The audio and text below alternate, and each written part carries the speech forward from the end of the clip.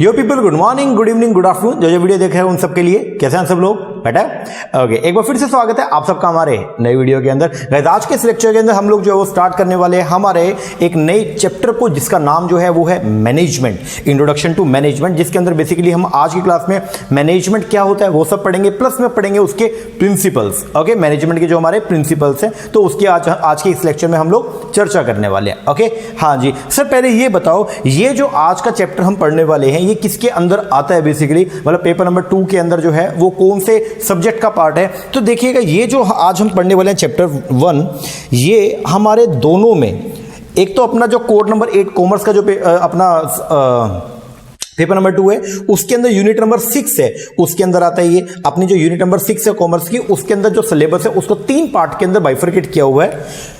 एक तो उसके अंदर है मैनेजमेंट, एक है एचआरएम और एक है क्या ओबी। तो टोटल जो सिलेबस है उसको 3 पार्ट के अंदर क्या किया हुआ है? बाइफरकेशन है। तो आज का जो लेक्चर है, आज हम लोग स्टार्ट करेंगे किसको? मैनेजमेंट को। ओके, जब मैनेजमेंट के टोटल सिलेबस जिसमें 6 चैप्टर्स हमने डिवाइड किए हुए हैं, जब वो कंप्लीट होंगे देन करेंगे एचआरएम, देन करेंगे ओबी को। Okay, organisation behaviour.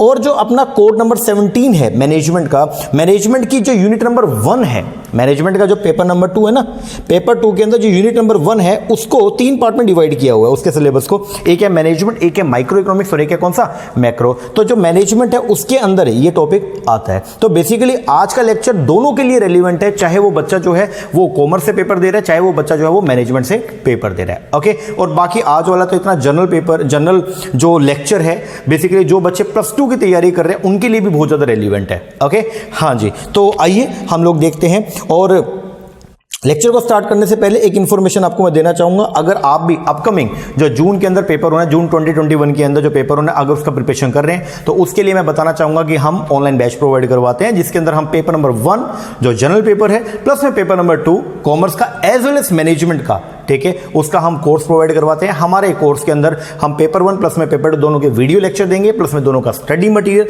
प्लस में दोनों के रिवीजन की वीडियोस मिलेगी, प्लस में प्रैक्टिस के एमसीक्यूज। तो ये चारों चीजें जो है वो आपको मिलेगी।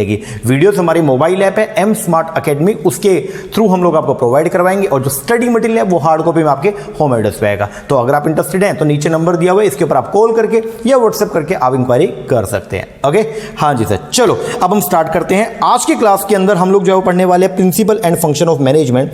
बेसिकली प्रिंसिपल और फंक्शन को पढ़ने के लिए सबसे पहले रेलिवेंट जो है वो ये है, अपने को पता होना चाहिए कि मैनेजमेंट वर्ड क्या है, कि what is the actual meaning of management. और आपको मालूम है कि मेरा स्टाइल जो है वो ये है, जब भी मैं किसी भी टर्म को पढ़ाता हूं या किसी भी कॉन्सेप्ट को पढ़ाता हूं तो पहले उसका बेस जरूर बताता हूं।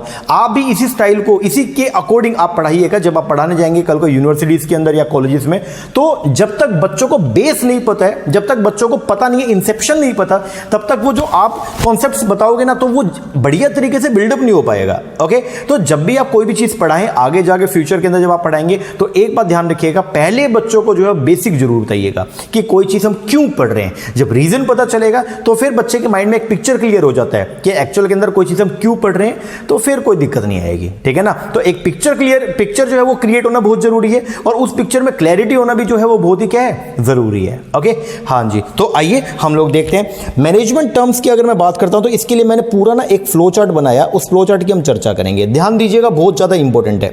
अगर ये समझ में आ गया तो पूरा का पूरा मैनेजमेंट आपके माइंड में छप जाएगा। अगले 10 मिनट आप मुझे दीजिएगा बढ़िया तरीके से। देखिए क्या होता है, हम आज की अगर बात करते हैं, अगर मैं आज की बात करता हूं तो आज ह्यूमन नीड्स जो है वो लगातार क्या हो रही है, बढ़ रही हैं। चाहे वो नीड्स इंडिविजुअल लेवल की हो, चाहे वो नीड जो है वो ग्रुप लेवल की हो, नीड्स लगातार क्या हो रही है, बढ़ रही है। और एक अकेला पर्सन जो है अपनी नीड्स को जो है वो सेटिस्फाई नहीं कर सकता। अब इसके अकॉर्डिंग आप एक बार के लिए जो मैं बता रहा हूं एक बार माइंड में सेट करते जाइएगा, और आप इसके बाद जब ये पूरा फ्लो चार्ट मैं आपको करवा दूंगा, मैं आपको गारंटी देता हूं मैनेजमेंट वर्ड पूरी लाइफ में नहीं भूलेंगे कि मैनेजमेंट है क्या और मैनेजमेंट क्यों किया जाता है और क्यों हम लेके आए उसको। ध्यान दीजिएगा, आज ह्यूमन नीड लगातार क्या हो रही है, बढ़ रही है। मतलब चाहे वो इंडिविजुअल लेवल की नीड हो और चाहे वो ग्रुप लेवल की नीड हो, तो एक अकेला पर्सन जो है, अकेला पर्सन उसको पूरा नहीं कर सकता। जब एक अकेला पर्सन उसको पूरा नहीं कर सकता तो उन नीड्स को सेटिस्फाई कैसे किया जाएगा, उसके लिए हम कई सारे लोगों को एक साथ लेके आते हैं। बोले तो हम लेके आएंगे किसको, ग्रुप को। एक अकेले बंदा सब कुछ काम नहीं कर सकता, हम किसको लेके आएंगे, ग्रुप को। जब हम ग्रुप को लेके आएंगे तो वो जो ग्रुप है वो क्या करेगा, एफर्ट्स लगाएगा। जब ग्रुप मिलकर काम करेगा, तो जब ग्रुप के सारे लोग जो है वो मिलकर काम करते हैं उसको बोलते हैं ग्रुप एफर्ट्स। क्या बोलते हैं, ग्रुप एफर्ट लगाएगा। मतलब कोई पर्सन जो है ग्रुप में से एक पर्सन जो है वो क्या करेगा, प्रोडक्शन करेगा, कोई पर्सन गुड्स को हैंडल करेगा, कोई पर्सन रॉ मटेरियल को परचेस करेगा, कोई पर्सन फिनिश गुड्स को क्या करेगा, सेल करने का काम करेगा।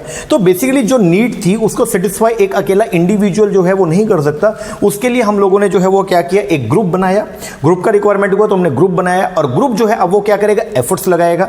ग्रुप के ये सब एफर्ट्स लगे, बट द क्वेश्चन इज, क्या वो जो ग्रुप के एफर्ट्स हैं, क्या ये सब ग्रुप अकेले हैंडल कर लेगा? क्या ये सब काम जो है ये अकेले हैंडल हो जाएगा? मतलब अब क्वेश्चन ऐसे हुआ कि क्या ये सब हैंडल हो जाएगा, मतलब एक ग्रुप जो है वो अकेले हैंडल कर लेगा विदाउट द किसकी, विदाउट डायरेक्शन एंड कंट्रोल के। मतलब ग्रुप के अंदर कई सारे लोग थे, क्या उनके अंदर इतना सामंजस्य, इतना कोऑर्डिनेशन होगा कि वो अकेले बिना डायरेक्शन के और बिना कंट्रोल के ग्रुप एफर्ट्स जो है वो इस तरीके के हों कि एफिशिएंसी निकल के आए? आंसर इज नो, ऐसा नहीं हो सकता। क्योंकि ग्रुप को अगर क्या करना है, काम करना है, तो उसके लिए पहले आपको ग्रुप के ऑब्जेक्टिव्स जो है वो क्या करने पड़ेंगे, डिफाइन करने पड़ेंगे। अगर ऑब्जेक्टिव ही नहीं होगा, अगर एक रोड मैप नहीं होगा, तो ग्रुप काम कैसे करेगा? तो मैंने आपको क्या बोला कि इंडिविजुअल जो नीड्स थी उसको पूरा करने के लिए, मतलब जो नीड्स थी उनको सेटिस्फाई करने के लिए हम लोगों ने क्या बनाया, ग्रुप। और ग्रुप ने क्या लगाया, अपने एफर्ट्स लगाए। जब ग्रुप ने एफर्ट्स लगाए तो अब क्वेश्चन ये हुआ कि क्या ग्रुप के एफर्ट्स जो है वो विदाउट डायरेक्शन और विदाउट कंट्रोल, विदाउट डायरेक्शन और विदाउट कंट्रोल जो है वो क्या हैंडल हो जाएंगे? तो इसका आंसर जो आया, आंसर इज नो। ऐसा क्यों, वाई? बिकॉज जब तक ग्रुप गोल सेट नहीं होंगे कि ग्रुप के गोल क्या है, जब तक प्रॉपर डिवीजन ऑफ वर्क नहीं होगा, जब तक प्रॉपर अथॉरिटी रिस्पॉन्सिबिलिटी नहीं होगी, तो ये सब जो है वो पॉसिबल नहीं हो पाएगा। तो क्या आपको ग्रुप को कोऑर्डिनेट करना पड़ेगा? यस। क्या आपको ग्रुप को डायरेक्ट करना पड़ेगा, डायरेक्शन देना पड़ेगा? यस। क्या आपको ग्रुप को सुपरवाइज करना पड़ेगा? यस। ये सब काम करना पड़ेगा। तो अब अगला क्वेश्चन ये आया कि ये सब काम करेंगे कैसे? तो बोलता है, तो इसका सॉल्यूशन क्या, कि ग्रुप तो अकेले तो काम नहीं कर सकता, तो सॉल्यूशन क्या? सॉल्यूशन है इसका मैनेजमेंट, कि अगर आपको ये सब करना है तो कैसे करेंगे, मैनेजमेंट के थ्रू। एक बार के लिए मैं इतना टर्म आपको दोबारा बताता हूं। ये जो फ्लो चार्ट जो हमने पढ़ा इसको ध्यान दीजिएगा, देखिएगा क्या है।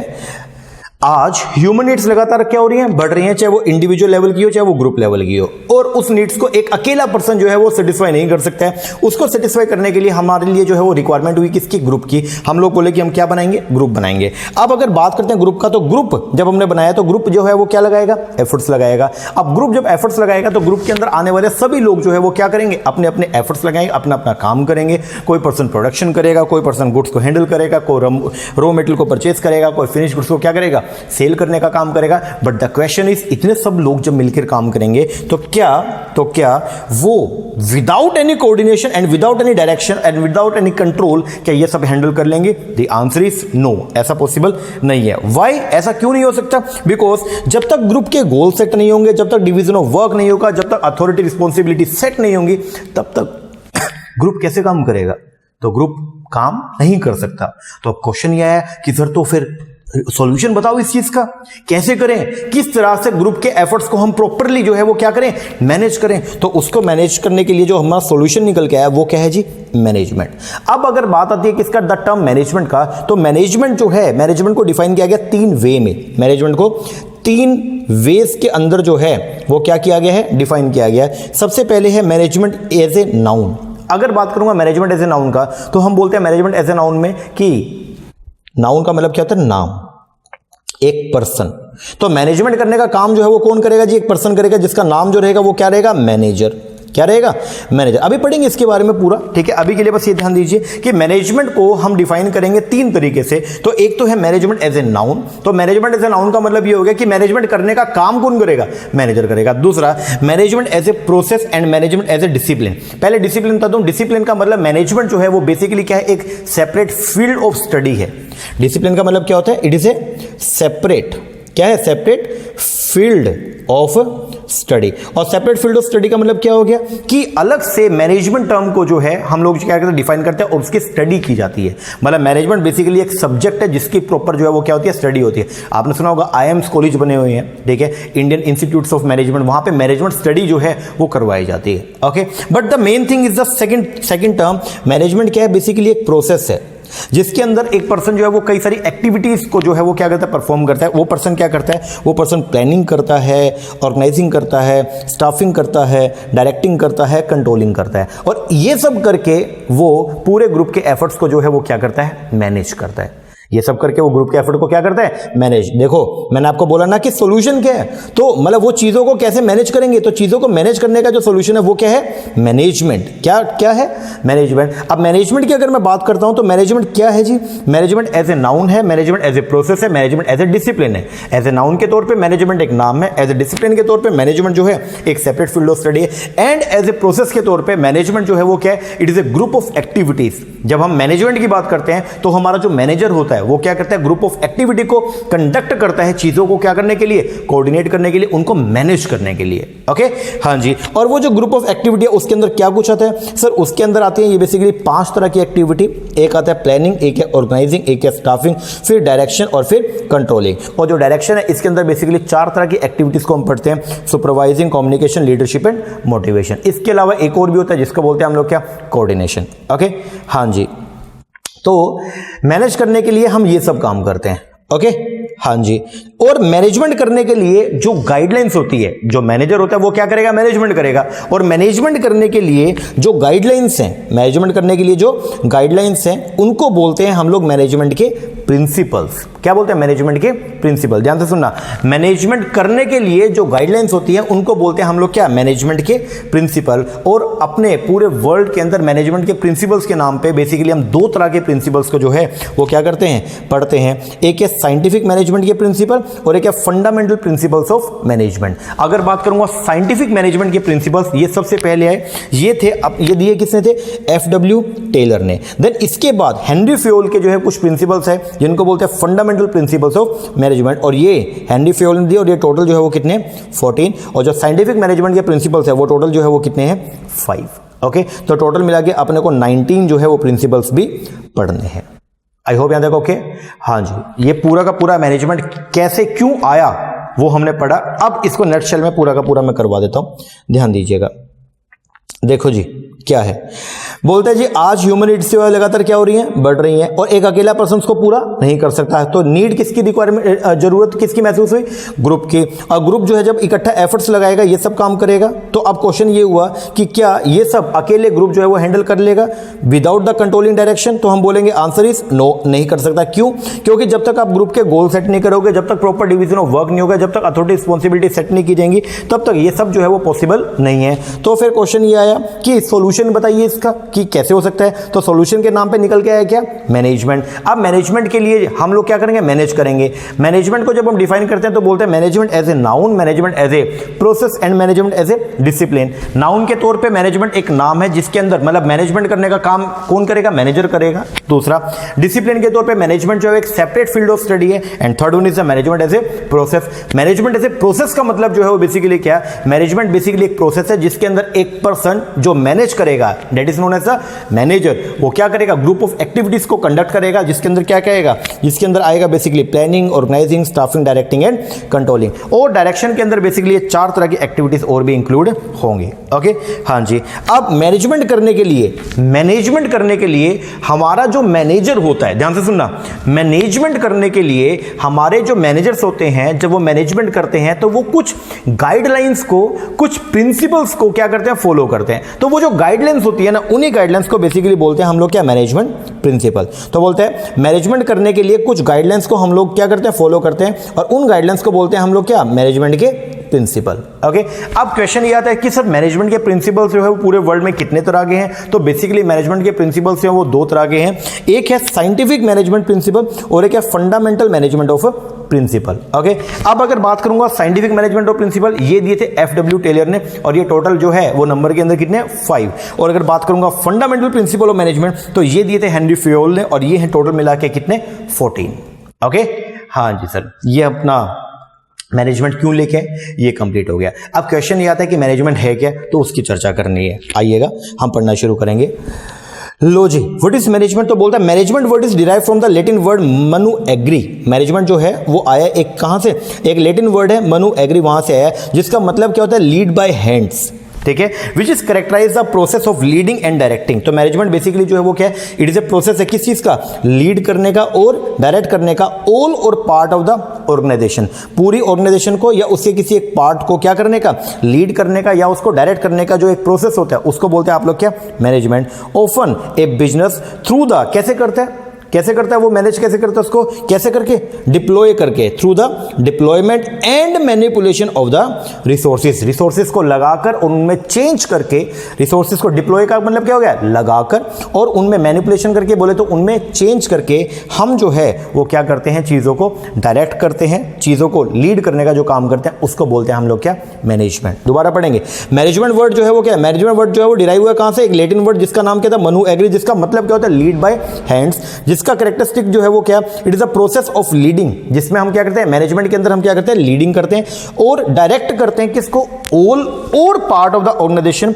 ऑफ वन ए बिजनेस, कैसे, through the deployment and manipulation of the resources. There are many definition of management according to the Heman.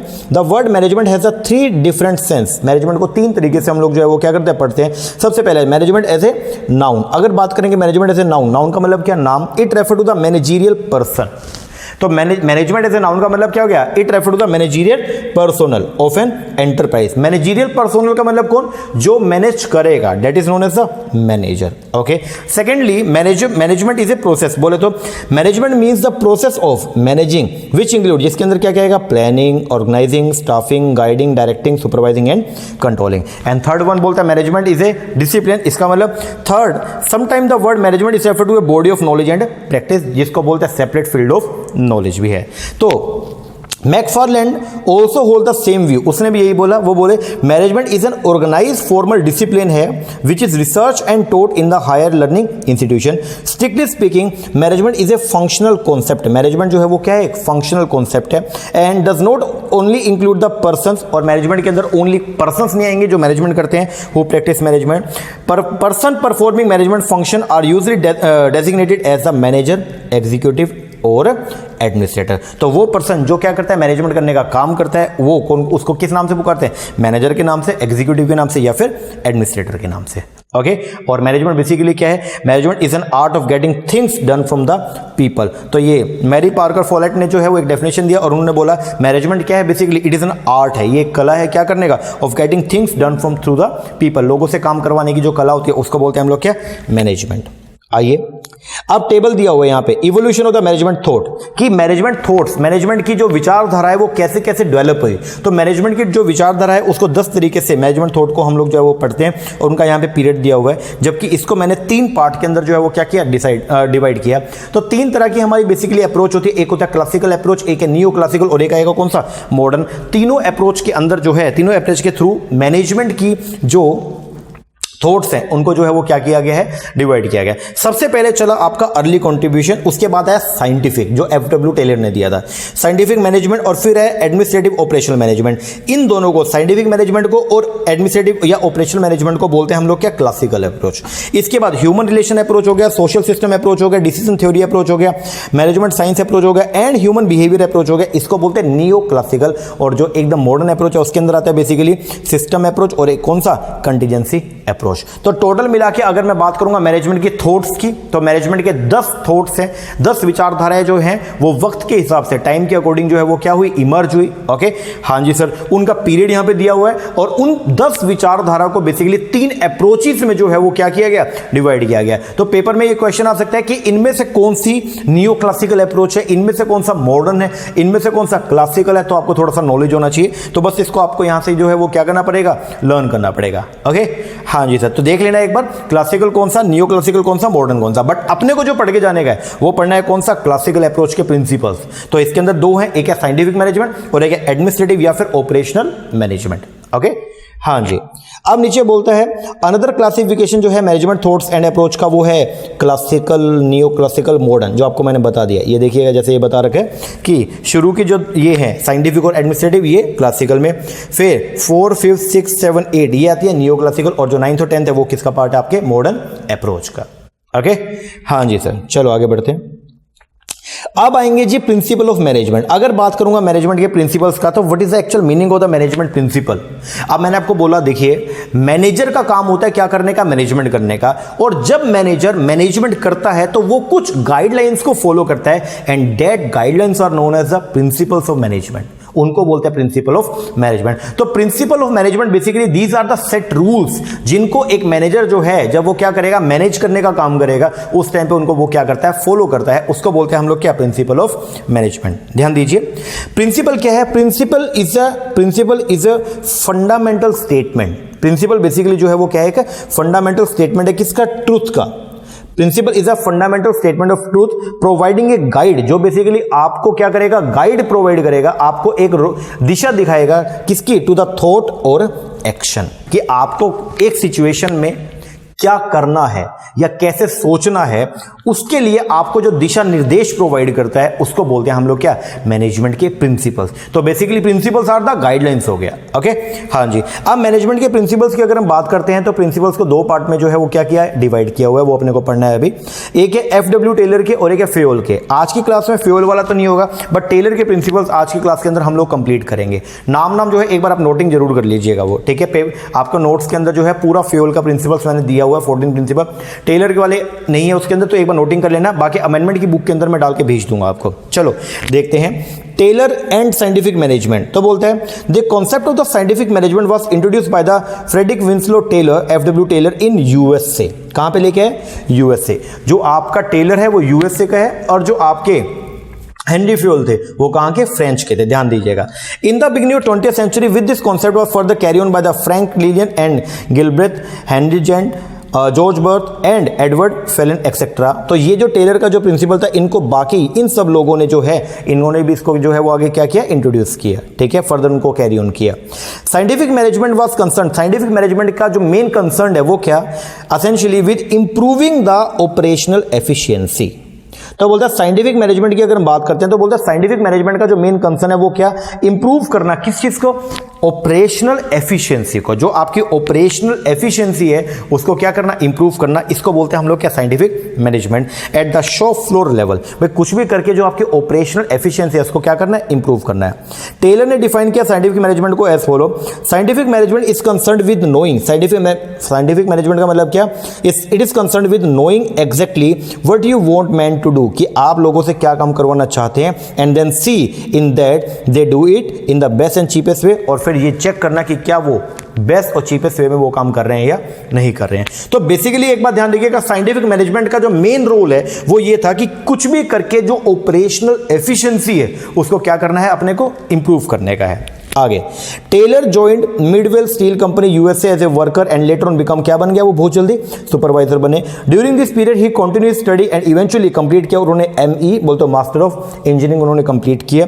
Subsequently बाद में he joined the Bethlehem Steel Company. At both these places he carried experiment about how to increase the efficiency. देखो उन्होंने हर जगह बस एक ही चीज के ऊपर जो है फोकस किया कि किस तरीके से एफिशिएंसी जो है उसको इंक्रीज किया जा सकता है। इवन आफ्टर हिज रिटायरमेंट के बाद भी he continue to develop scientific management on the basis of his experiment. He publish many paper and books and all his contribution was compiled in his book scientific management. और उनके सारे जो उन्होंने research किया उनको कंपाइल करके एक book बनाया गया जिसको बोलते हैं book of scientific management. Okay, हाँ जी सर। अब साइंटिफिक मैनेजमेंट के जो प्रिंसिपल्स हैं उसकी हम चर्चा करने वाले हैं, ध्यान दीजिएगा।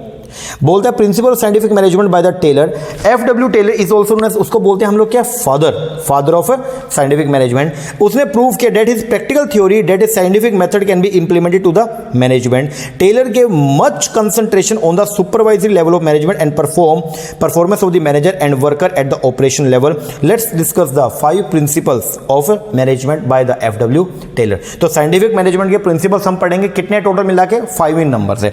सबसे पहला आता है replacement of the old rule of thumb method. ये क्या बोलता है कि आपको लकीर का फकीर बन के काम नहीं करना चाहिए। डेट मीन्स कि आपको old rule of thumb methods को क्या करना चाहिए, इग्नोर करना चाहिए, और उसकी जगह पे नए साइंटिफिक मेथड को लेके आना चाहिए। मतलब जो पुरानी पद्धति थी, पुरानी टेक्निक जो आप यूज करते थे उसको आपको हटाना चाहिए और उसकी जगह पे नई टेक्निक को जो है वो लेकर आना चाहिए। ये मेथड क्या बोलता है, देखिएगा मैंने इसको एक बार हिंदी में मैंने कुछ लिखा। ये क्या बोलता है, लकीर का फकीर बनकर काम की पुरानी टेक्निक को नहीं अपनाना चाहिए, उसके अंदर वेरिएशन लेके आना करना चाहिए। अब उसके लिए बेसिकली जो है वो क्या है, बोलता है scientific investigation should be use, scientific investigation आपको करना चाहिए, should be use for taking managerial decision instead of basin decision on the opinion, intuition या रूल ऑफ थंब। मतलब ओपिनियन के बेस पर या इंट्यूशन के बेस पर डिसीजन नहीं लेना चाहिए। कोई भी डिसीजन अगर लेना है तो पहले उसकी आप साइंटिफिक स्टडी करें, साइंटिफिक स्टडी के बेस पर ही जो है आपको क्या करना चाहिए, डिसीजन लेना चाहिए। The principle of use of science for the rule of thumb is the starting point, जो डिस्टिंग्विश करता है साइंटिफिक मैनेजमेंट को फ्रॉम द ट्रेडिशनल मैनेजमेंट से। Under the scientific management decisions are made on the basis of act as developed by the application of scientific method to the problem concern. तो बोलता है कि decision कैसे लोगे, decision लेने के लिए आपको क्या करना चाहिए, अप्लाई करना चाहिए, एप्लीकेशन करना चाहिए किसका, साइंटिफिक मेथड का टू द प्रॉब्लम। जो भी आपकी प्रॉब्लम्स है उनको सोल्व आउट करने के लिए क्या करना चाहिए, उन प्रॉब्लम के ऊपर साइंटिफिक मेथड लगाना चाहिए, ना कि ओपिनियन के बेस पर जो है आपको डिसीजन लेने चाहिए।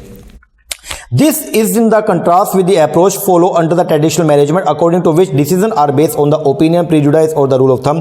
Thus, substitution लेके आएंगे किसका, rule of thumb को substitute करेंगे या opinion को by किससे, scientific approach is one of the primary contribution of the tailor to the field of management. तो सबसे पहला आया replacement करो old rule of thumb method। इसका मतलब ये है कि इंप्रूवमेंट, जो आपका डिसीजन लेने की जो पुरानी पद्धति थी, ओल्ड टेक्निक्स थी, उनको क्या करना चाहिए, रिप्लेस करना चाहिए किससे, साइंटिफिक मेथड्स के थ्रू। चलो जी, सेकंड जो प्रिंसिपल है वो क्या बोलता है, scientific selection and training of worker. देखिए वर्कर ही एक्चुअल वो आपके जो ह्यूमन रिसोर्स है वो बेसिकली एक ऐसा आपका रिसोर्स है जो बाकी सभी आपके जो रिसोर्स है, चाहे कैपिटल हो गया, ठीक है, चाहे एंटरप्रेन्योरशिप हो गया, ये इन सब के अंदर जो आपका एक्टिव है, एक्टिव जो आपका रिसोर्स है, एक्टिव जो आपके साधन है, ठीक है, हम बोलते हैं ना कि land labour capital entrepreneurship, okay, land labour capital entrepreneurship. तो जो लेबर है वो एक ऐसा आपका रिसोर्स है जो एक्टिव, बाकी सब जो है वो क्या है, आपके पैसिव नेचर के, ठीक है। अब लैंड अकेले क्या कर लेगा, कितनी लैंड पड़ी हो,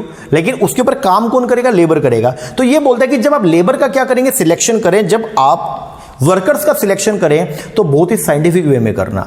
इसका मतलब ऐसे ही किसी को भी जो है ऑर्गेनाइजेशन के अंदर सिलेक्ट मत करना, प्लस टाइमली बेसिस पे आप उनको जो है वो क्या कीजिएगा, ट्रेन भी कीजिएगा, क्योंकि जितना उनमें ट्रेनिंग जो है, ट्रेनिंग से जितने स्किल उनके पॉलिश होंगे उतना एक्चुअल वर्क प्लेस के ऊपर उनका काम बहुत ही बढ़िया चलेगा, जिसका अल्टीमेट बेनिफिट किसको मिलेगा, मैनेजमेंट को मिलेगा। तो ये बोलता है क्या, साइंटिफिक सिलेक्शन होना चाहिए एंड ट्रेनिंग होना चाहिए किसका, वर्कर्स का।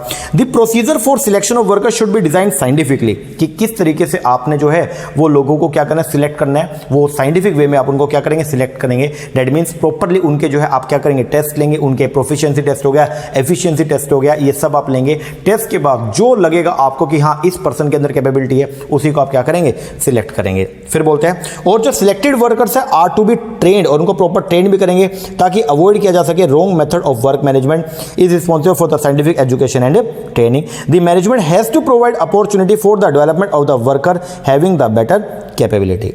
थर्ड जो आ रहा है वो है जी कौन सा इसके अंदर, cooperation between labour and management. Labour को और मैनेजमेंट को दोनों को एक दूसरे का कॉम्प्लीमेंट्री समझना चाहिए। दैट मींस कि लेबर को समझना चाहिए कि मैनेजमेंट के बिना हमारा कोई काम नहीं चलेगा, एंड मैनेजमेंट को भी समझना चाहिए कि भाई लेबर के बिना हमारा भी काम नहीं चलेगा। तो दोनों को क्या करना चाहिए, एक दूसरे को जो है, एक दूसरे के प्रति दोनों में एक सामंजस्य की भावना आनी चाहिए, ठीक है, और इसी को बोलते हैं मेंटल रेवोल्यूशन। पढ़ते हैं, देयर शुड बी कोऑपरेशन, होना चाहिए क्या, cooperation between the workers and the management के बीच में।